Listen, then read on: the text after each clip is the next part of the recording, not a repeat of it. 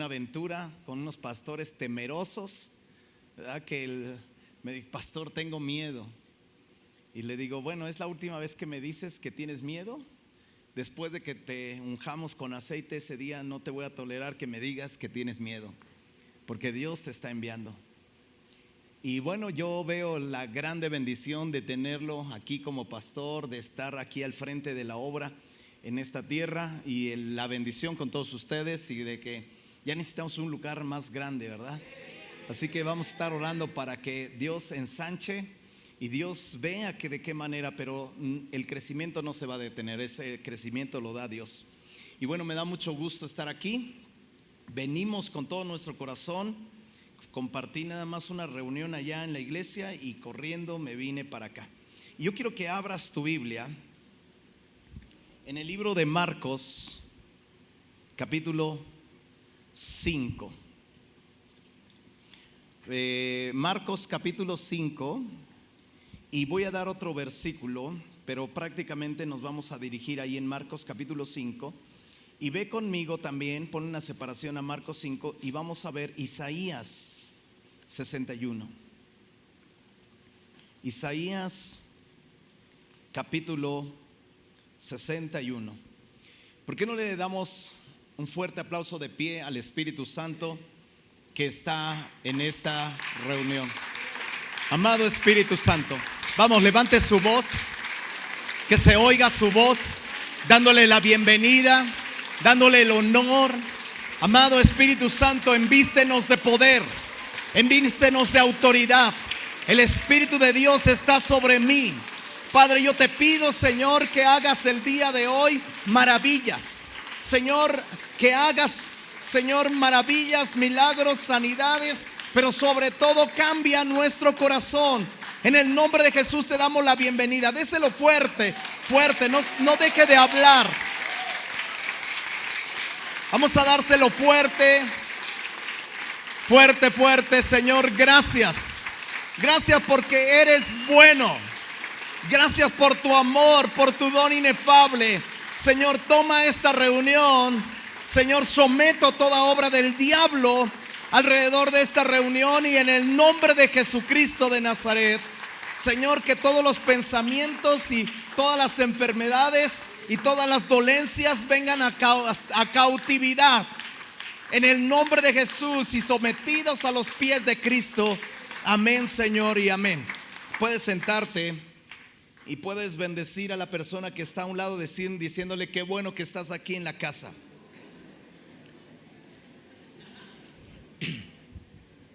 Isaías 61, versículo 1, dice así la palabra: el Espíritu del Señor está sobre mí. Diga conmigo: está sobre mí.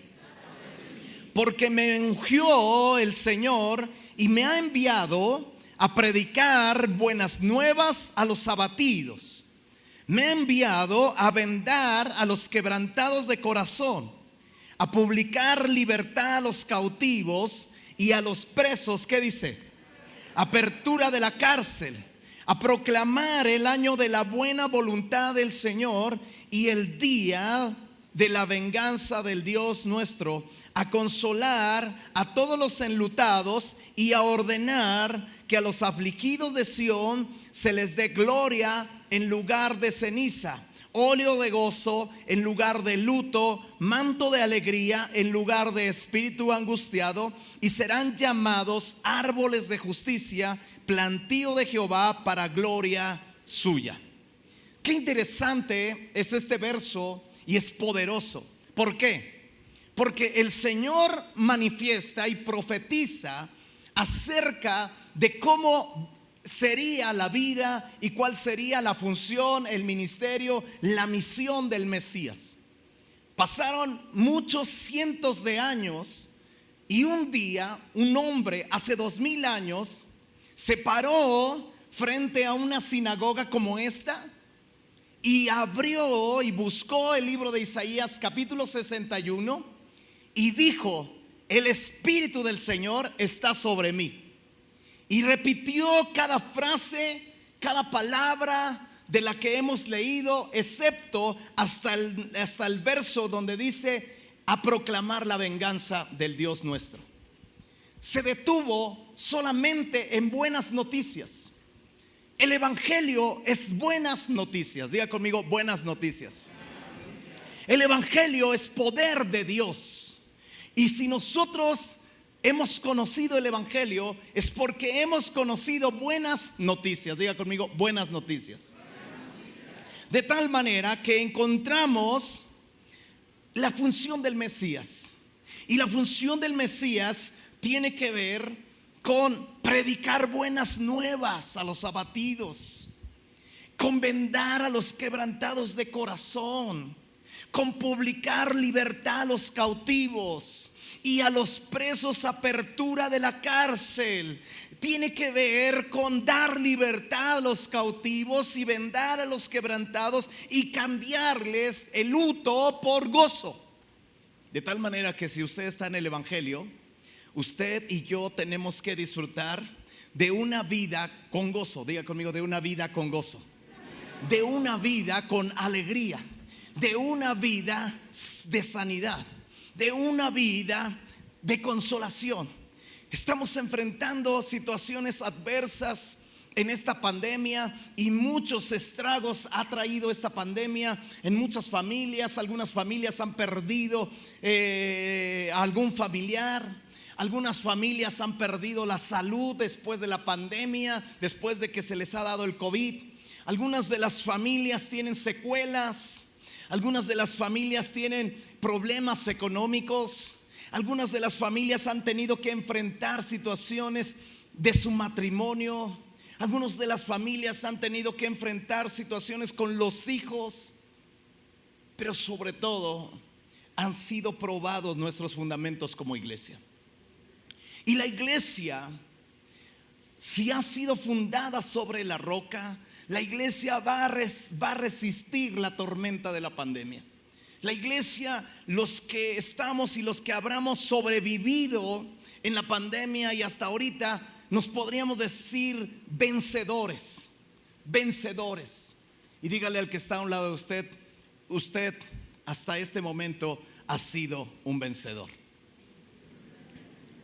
Dígalo fuerte, tú eres un vencedor. ¿Por qué? Porque estás en el evangelio y porque has resistido la tormenta.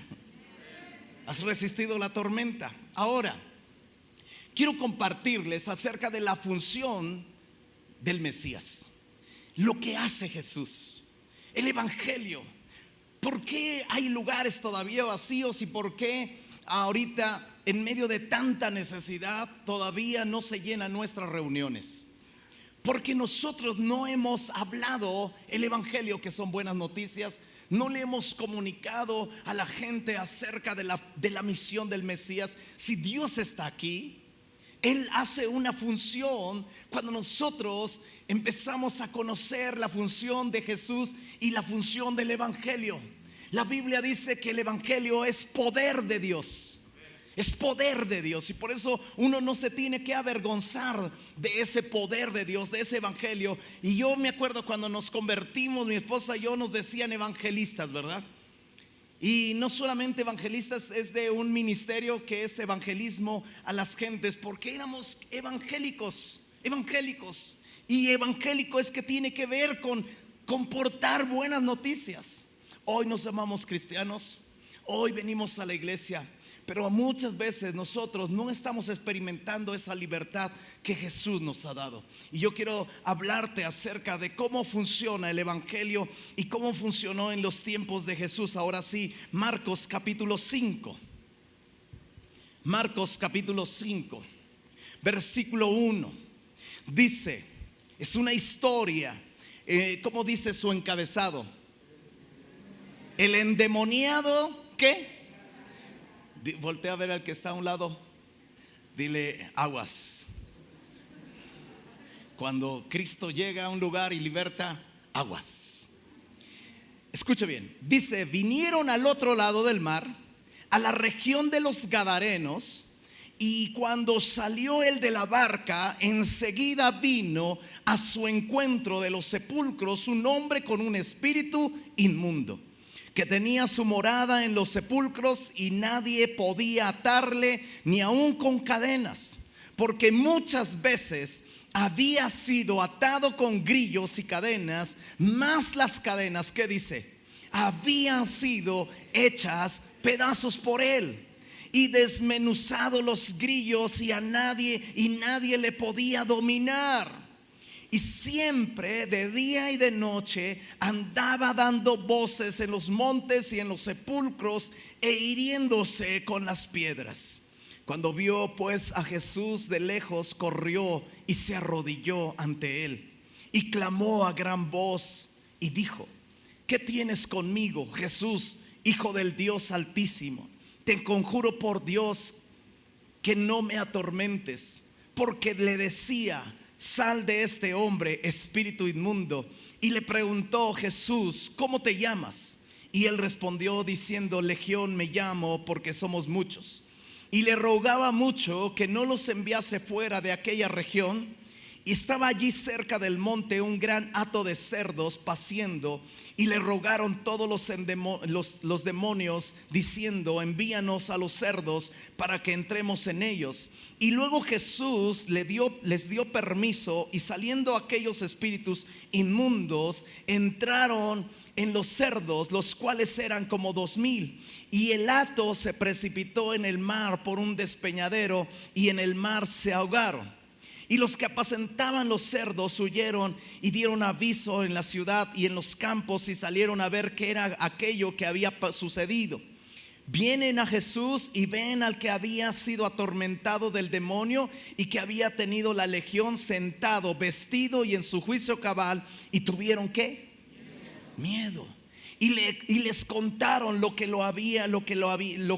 habían visto y cómo le había acontecido a aquel que había tenido el demonio y lo de los cerdos. Y comenzaron a rogarle que se fuera de sus contornos. Y al entrar en la barca, el que había estado endemoniado le rogaba que le dejase estar con él.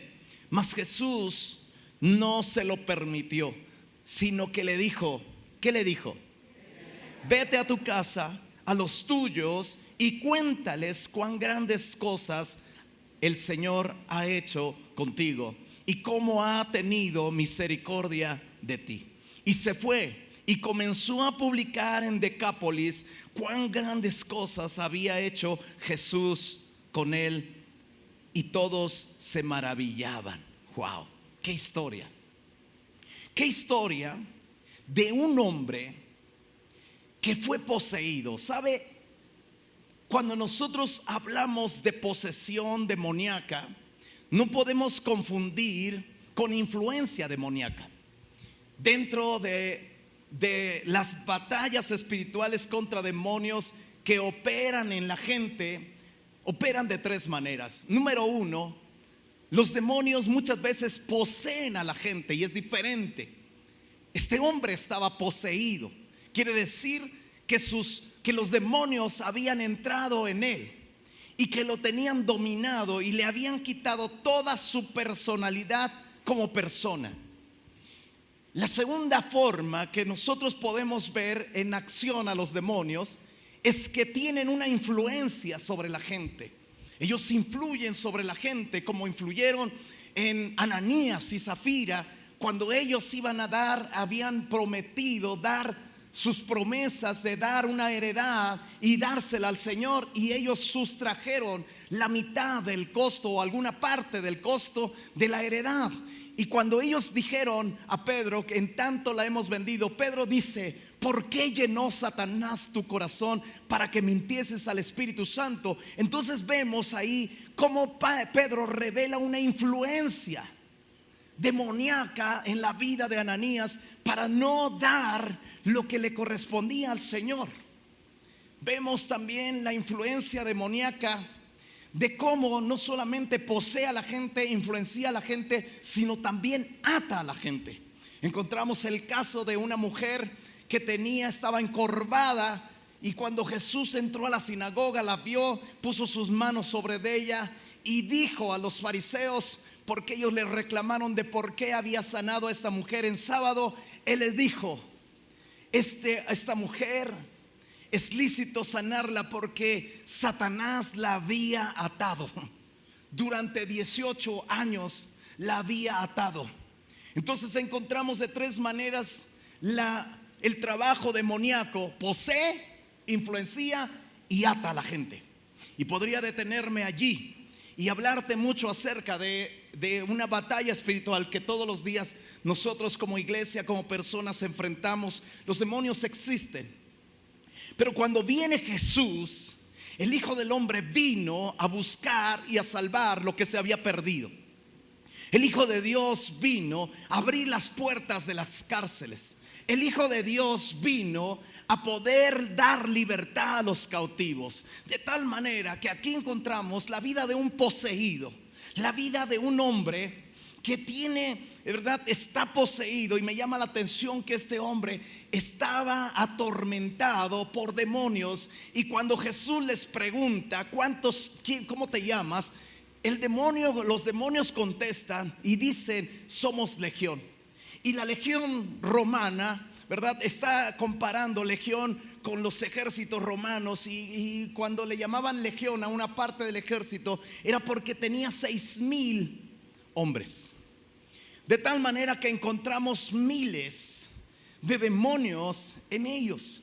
Cuando Jesús, los demonios le piden autorización de poder salir de ese hombre, pero irse, saben que tienen que dejar la casa de ese hombre y le piden permiso de irse a los cerdos.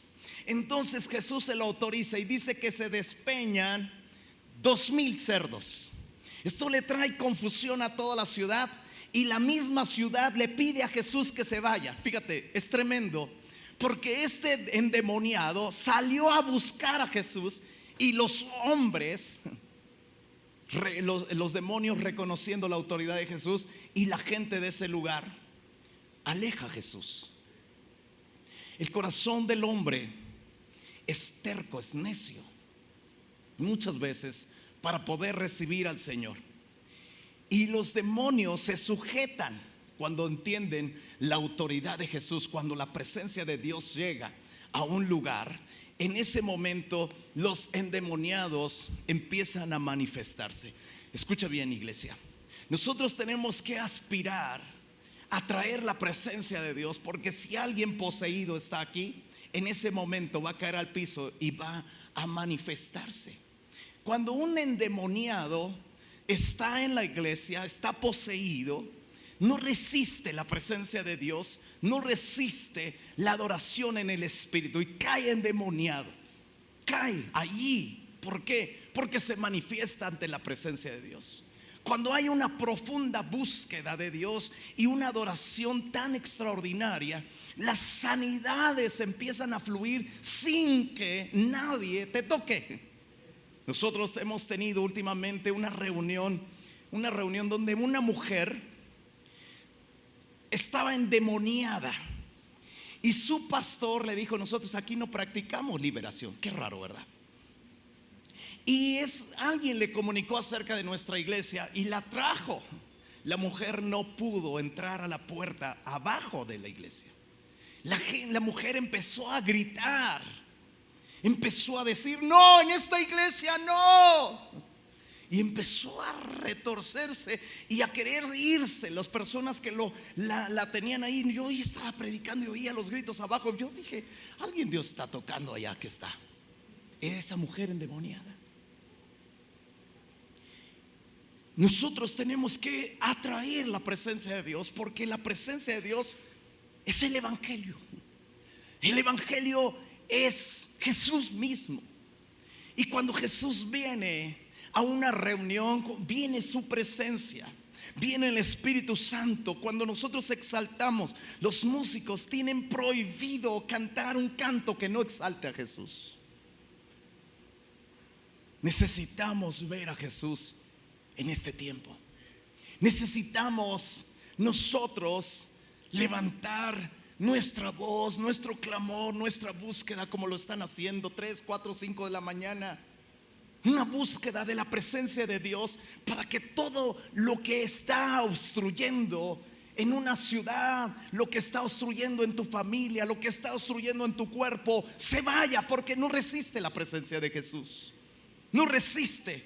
Aquí Jesús encuentras que apenas baja de la barca, dice, y cuando salió de la barca, enseguida vino a su encuentro de los sepulcros un hombre con un espíritu inmundo. Quiere decir que el mismo endemoniado, en su razón, en su razonamiento poquito que le quedaba, supo que alguien había llegado a la ciudad, que alguien con poder había llegado a la ciudad, que alguien con mayor autoridad que lo que él llevaba dentro había llegado a la ciudad.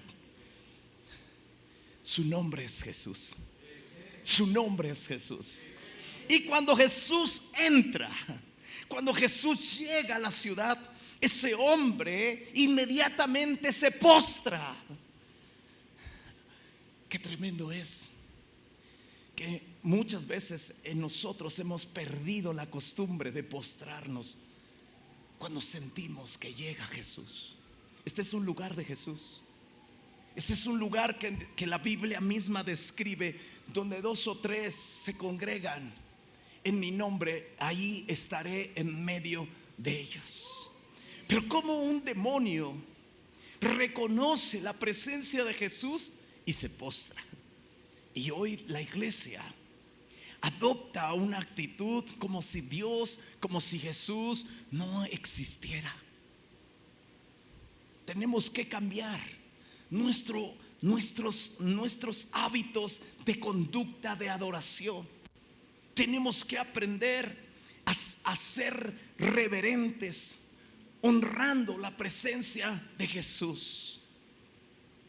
Yo encuentro 8 características de este endemoniado, que solamente voy a dar una. Voy a compartir esta serie en Filadelfia, pero te la estoy dando y te la estoy adelantando.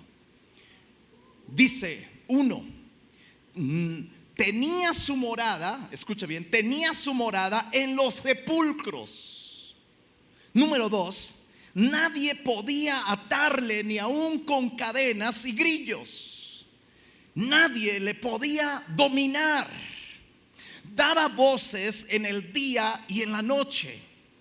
Andaba desnudo, no vestía ropa, no moraba en casa, se causaba daño solo.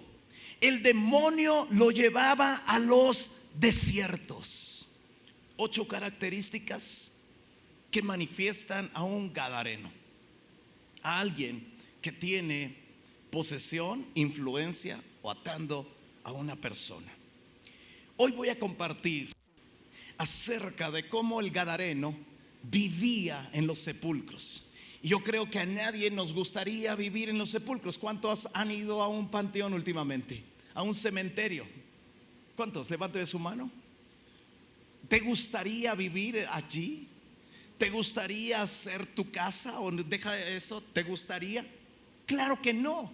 Los sepulcros, aunque son lugares, ¿verdad?, donde los adornan y pueden ser bonitos como jardines, eso no cambia con ser un lugar de los muertos.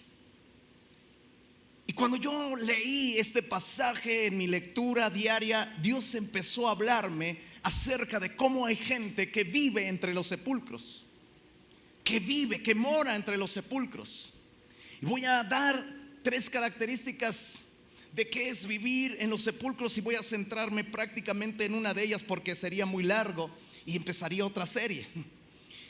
Entonces quiero que vayas conmigo al libro de Ezequiel, capítulo 37. Ve conmigo al libro de Ezequiel. Como no tengo aquí, ¿verdad?, horario para terminar, ¿verdad, hijo? No, ¿se van a las 5? Ok. Bueno, no se crea, no se espante. Dice, cuando leemos, ¿qué dice el título de Ezequiel 37? El valle de los huesos secos.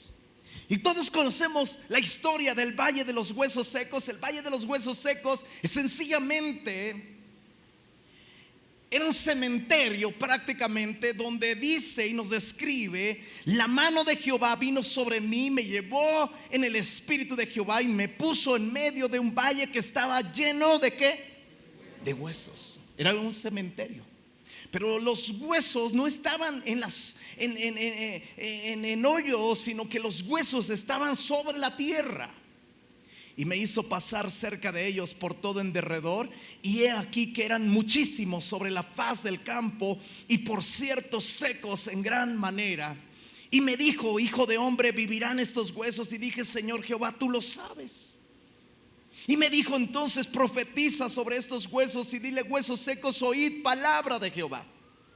Hay gente, estos huesos representan, dice la escritura, todos conocemos la historia de los huesos secos, alguna de nosotros lo hemos visto.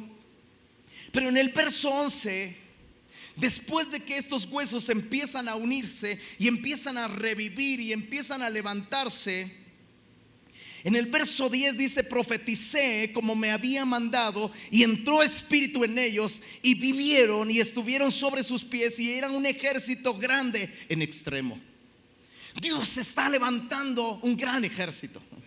Dios está levantando de esos huesos secos un gran ejército.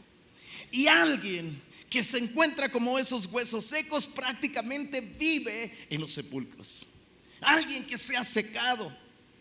Hay veces que yo me he sentido como esos huesos secos, sin agua, secos en gran manera. Esta pandemia nos ha hecho sentir secos, vacíos. Nos quitó el estar reuniéndonos. Nos quitó la convivencia. Nos robó tantas cosas que en algunos momentos yo platicaba con mi esposa y le decía: ya estoy harto de este tiempo. Y lo único que me sustentaba y lo único que sustentó la iglesia es la presencia de Dios sobre nosotros. Es la presencia de Dios soplando sobre nosotros, ayudándonos, fortaleciendo. Pero todos nosotros está llegando el momento donde estamos tomando otra vez fuerza y nos estamos uniéndonos. Están saliendo los tendones, está saliendo la carne en los huesos secos, y está empezando. ¿Por qué? Porque hoy yo oí ya a la iglesia que sabe clamar. Escuché en mi congregación desde hace unas semanas atrás, poquitas semanas, que la gente empezaba a gritar: aleluya, con todo y la máscara. Aleluya, aleluya, aleluya, aleluya. De repente yo empecé a ver gente postrada en mi congregación. De repente empecé a ver gente tirada, sin importar que en este piso haya virus, tirada en el piso con lágrimas.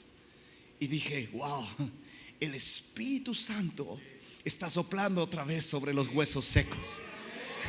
El Espíritu Santo otra vez está levantando un ejército. Y este día, el día miércoles, me empecé a dar cuenta que la gente tiene hambre de Dios y la gente está oyendo al Espíritu Santo. Y vi por primera vez después de mucho tiempo nuestra iglesia a reventar con todo, y verdad, lo que teníamos impedimentos, llena. Y dije: Señor, está soplando. Escúcheme bien, fíjate lo que dice el verso 11. Y me dijo luego: hijo de hombre, todos estos huesos son la casa de Israel, o sea, es la iglesia. He aquí, ellos dicen: nuestros huesos se secaron y pereció nuestra esperanza y somos del todo destruidos. Cuando alguien vive en los sepulcros es porque ha perdido ¿la qué? La esperanza. Note usted lo que ellos hablaron. Esos huesos hablaban. Esos huesos eran la casa de Dios. Esos huesos eran, dice: nuestros huesos se secaron y pereció nuestra esperanza y somos del todo destruidos. Por tanto, profetiza y diles: así ha dicho Jehová el Señor: he aquí yo abro ¿qué? Vuestros sepulcros, pueblo mío, y os haré subir de vuestras sepulturas y os traeré a la tierra de Israel. Wow. Cuando yo veo ese versículo, identifico perfectamente al gadareno, porque me doy cuenta que el gadareno no tenía esperanza. hasta que llegó Jesús. Muchos de nosotros hemos perdido la esperanza. Algunos de nosotros hemos perdido la esperanza de que nuestro negocio vuelva a producir lo que producía antes. Algunos de nosotros hemos perdido la esperanza en nuestro matrimonio. Algunos de nosotros hemos perdido la esperanza en un cambio de nuestro hijo. Pero yo profetizo, porque somos los profetas de Dios. Los pastores somos los que profetizamos, los que anunciamos las buenas noticias de lo que va a suceder al pueblo. Nosotros siempre tenemos que tener palabras de buenas noticias como pastores. Y la buena noticia es que se oye una voz del Espíritu que está sacando a la gente de los sepulcros.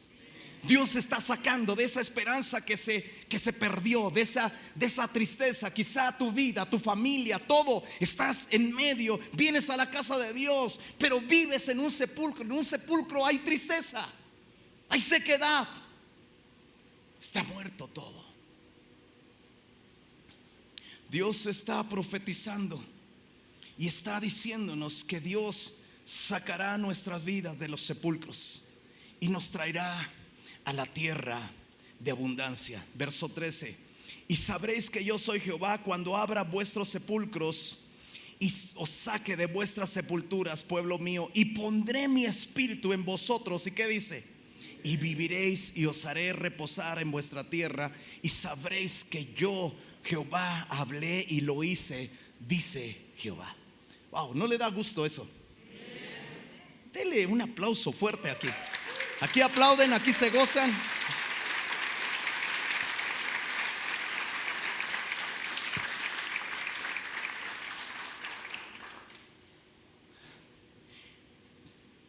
Los sepulcros, vivir en los sepulcros es vivir en un lugar donde no tienes esperanza. Pero cuando tú entiendes que Dios está trayendo y está soplando sobre la iglesia, entonces sabes que vas a salir de allí. Y hoy vas a salir de allí. Hoy vas a salir de allí. Si tú estás en depresión, encontramos a un joven ahí que llegó a la iglesia. Y el joven llegó diciendo, pidiendo ayuda. ¿Y sabes cuál era su necesidad? He sentido el deseo de suicidarme. Y yo digo, ¿cómo un joven de 18 años tiene el anhelo de suicidarse? Y empecé a preguntarle cómo llegó a nosotros. Dice, estoy atendiendo a un enfermo a 3 casas de ahí donde está la iglesia. Y de repente cuando pasé vi el letrero que decía Ministerios Filadelfia, Iglesia Ministerios Filadelfia. Y yo dije, quizá aquí me puedan ayudar. ¿Qué será aquí? Oía los cantos, oía los gritos, oía que la gente adora aquí. Y entré en internet a buscar el ministerio y encontré que estaban predicando la palabra de Dios. Y me capturó un pastor, el pastor Noé, que lo capturó y dijo, este pez, ¿verdad? Lo voy a meter. Y le dijo, ¿de dónde eres? Y dice, estoy a 3 casas de ustedes, atendiendo a un enfermo. Lleva ya 1 mes y medio viniendo a la iglesia y su corazón y su rostro ha sido transformado. Dios está soplando, está hablando. De tal manera que todos nosotros en tu casa, pon música, pon alabanzas, pon predicaciones de tu pastor. Que la gente oiga que alguien tiene esperanza, que alguien posee vida, que alguien profetiza. Tú enciendes la tele y malas noticias. Tú enciendes, vas a tu trabajo, malas noticias. Tú vas, platicas con un compañero, malas noticias. Pero el evangelio no son malas noticias, el evangelio son buenas noticias. El Espíritu de Dios trae libertad a los cautivos. Dale un fuerte aplauso al Señor.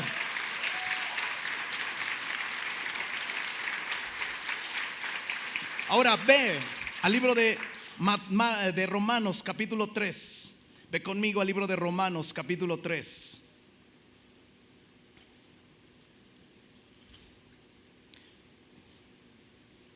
Verso 13.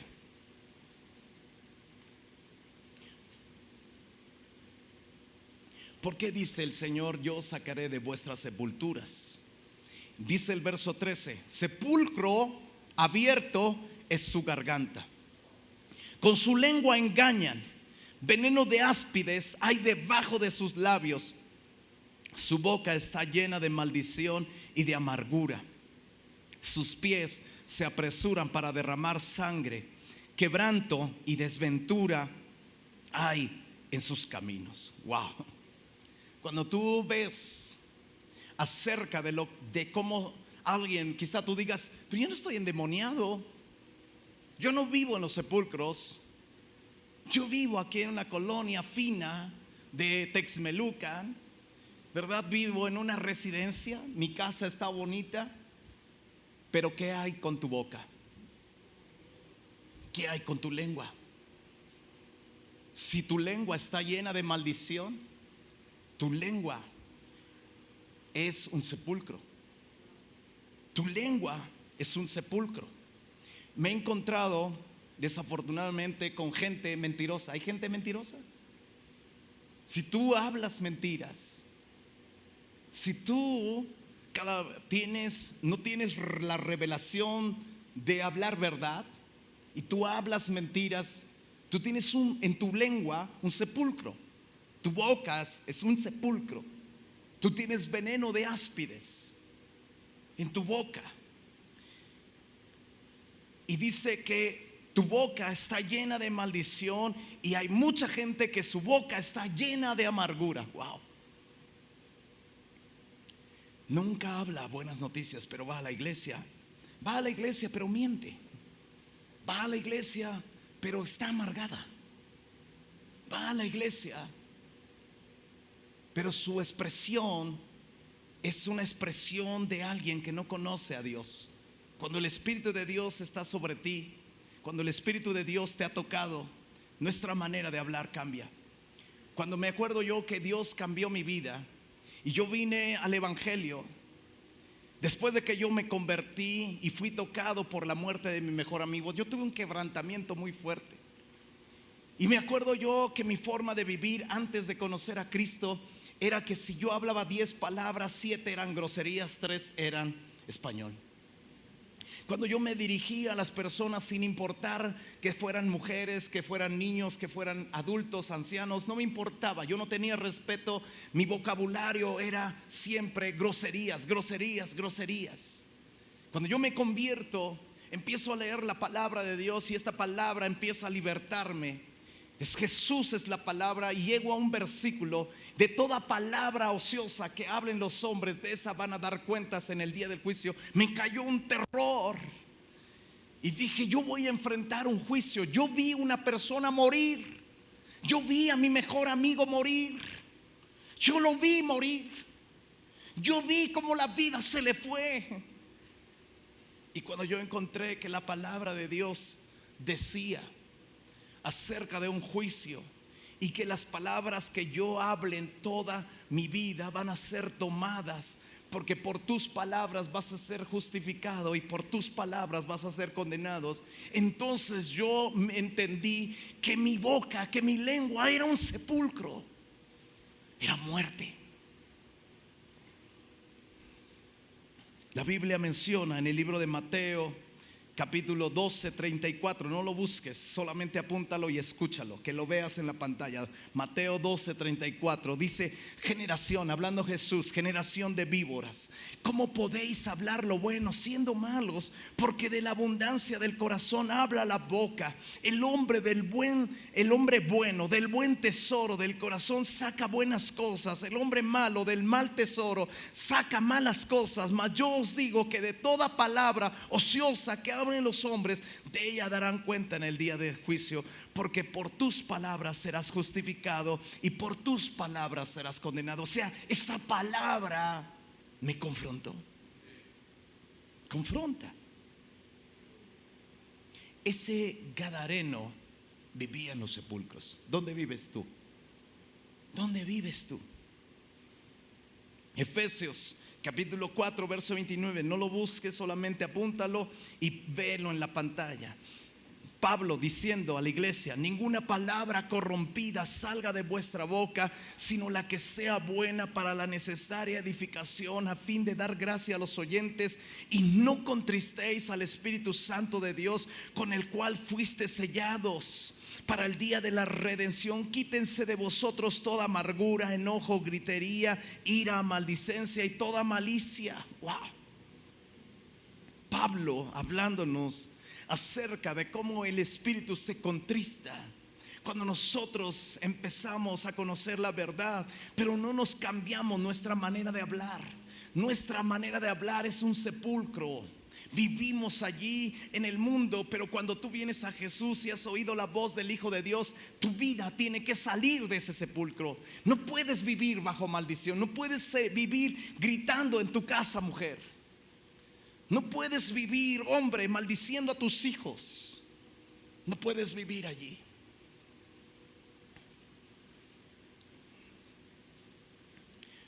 Proverbios 18, 20, 21. Escucha bien. Proverbios 18, 20, 21. Dice: del fruto de la boca del hombre se llenará su vientre, se saciará del producto de sus labios. La muerte y la vida están en el poder de la lengua, y el que la ama comerá de sus frutos. Escucha bien. Nosotros, el libro de Proverbios, el libro de sabiduría, dice que cuando una persona no habla bendición, sino habla maldición, en nuestra lengua, dice, nuestra lengua habita la vida y habita la muerte. Si tú hablas muerte, de eso se va a llenar tu estómago. De eso se va a llenar tu estómago, tu vientre. De eso vas a comer, de eso vives, de lo que habla tu boca. Si tú hablas vida, vas a tener un vientre sano. Hoy las enfermedades en los vientres y en los estómagos han aumentado. Nosotros teníamos una joven, una mujer ya casada, que nos ayudaba en el quehacer de la casa. Y esa mujer, le estábamos compartiendo el evangelio, le estábamos compartiendo la palabra de Dios, y su rostro, cuando ella llegó toda amargada, toda triste, entristecida, flaca, mal. Cuando nosotros le empezamos a compartir el evangelio, esa mujer empezó a cambiar, empezó a ser diferente, empezó a sonreír, empezó a tener vida. Y un día, después de muchos meses que le estamos compartiendo, esa mujer un día llegó triste, llegó con su rostro igual que cuando había venido. Y yo la abordé, me acuerdo que le dije, se llamaba Marcela, y le dije: Marcela, ¿qué te ha pasado? ¿Por qué perdiste el gozo? ¿Por qué tienes ese rostro amargado? Y ella me dijo: por mi padre. Mi padre hace unos días pronunció unas palabras sobre mí. Me dijo: ¿por qué tuve que nacer? ¿Por qué tuve que vivir? No eres un estorbo. Desearía que hubieras muerto. Te maldigo.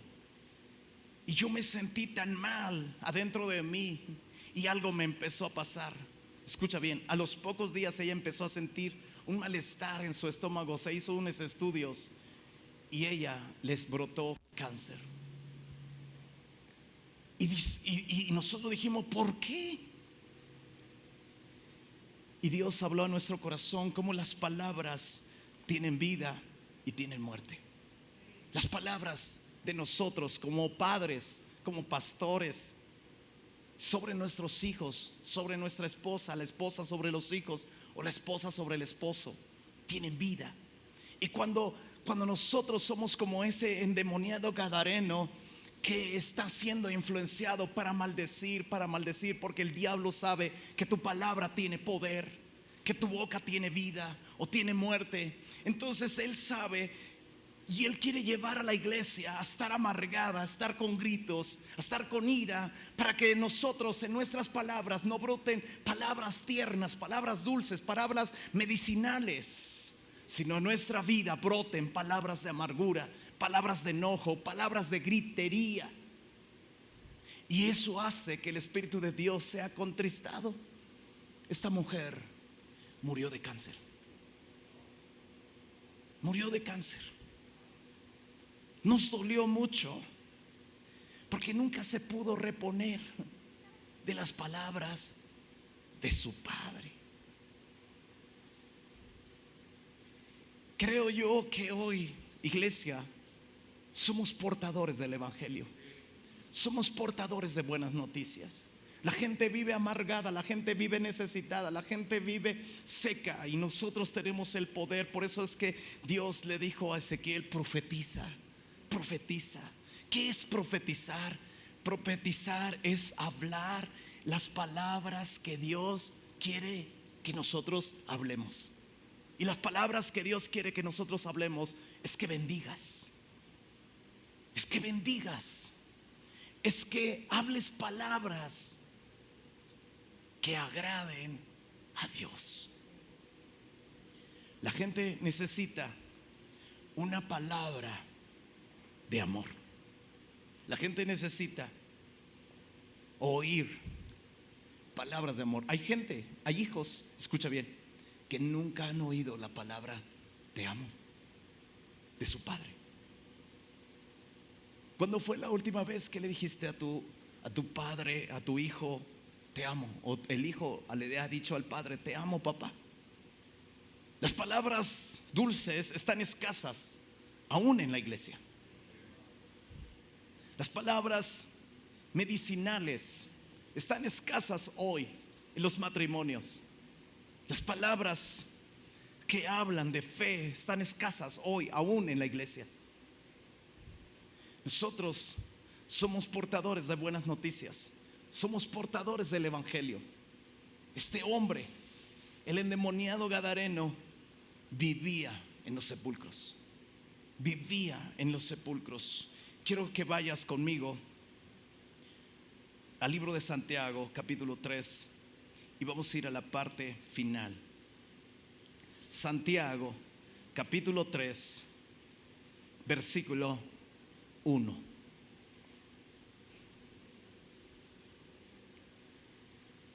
Ve a tu hermano que está a un lado y bendícelo.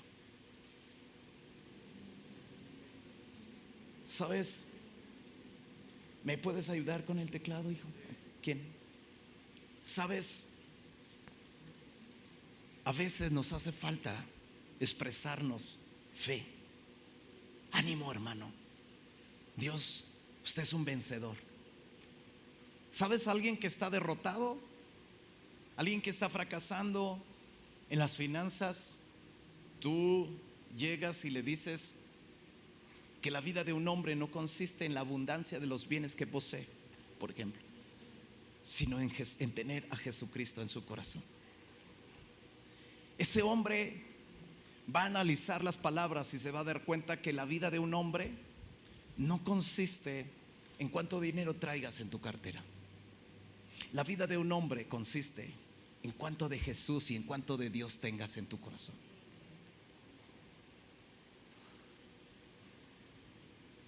¿Cómo dice el título del capítulo 3 de Santiago?